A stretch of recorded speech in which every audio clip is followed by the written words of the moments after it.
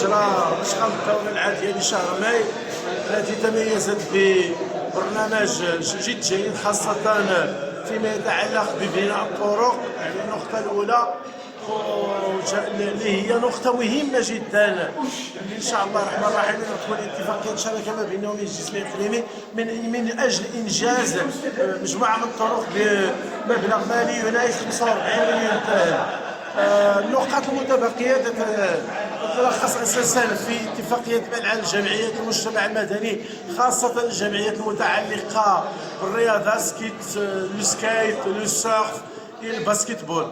في البرمجة شفتوا أنه البرمجة نوعيا كان برمجة مهمة جدا، لأن تحقق واحد الفائض اللي هو مهم، اللي هو 18 مليون درهم، اللي الحمد لله الجماعة التغازل تنتعش خلال من المداخل الذاتية ديالها، ولات واحد الجماعات المميزة اللي عندها الاكتفاء الذاتي. إذا البرمجات كانت متنوعة في عديد من المشاريع، خاصة الطرق، الماء والكهرباء، إضافة إلى بعض الأمور المتعلقة بشراء شاحنات للنظافة وشاحنات لجمع الكلاب الضالة، إضافة إلى تهيئة المقابر وبعض الأمور المتعلقة بتهيئة بعض الفضاءات الترفيهية لفائدة الجمعيات بالدواوين. إذا ما يفوق من 80% ديال هذه الميزانية هذه خصصت في هذه الدورة لفئة الدواوير، يعني الدواوير التابعة لجماعة التغازل.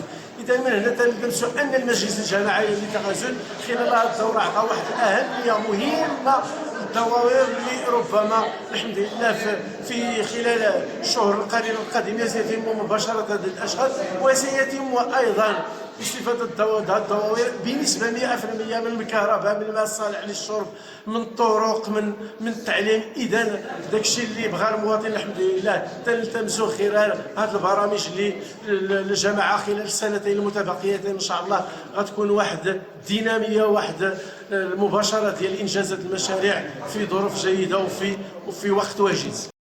السلام عليكم. فيصل بوجعان، نائب التالي رئيس مجلس الجماعي للتغازل. اليوم الدوره ديال الماي هي دوره مهمه، خصوصا يعني الا جينا نطلعوا على نقاط جدول اعمال الدوره. يعني النقطه اللي هي مهمه وفيها هي برنامج الفائض.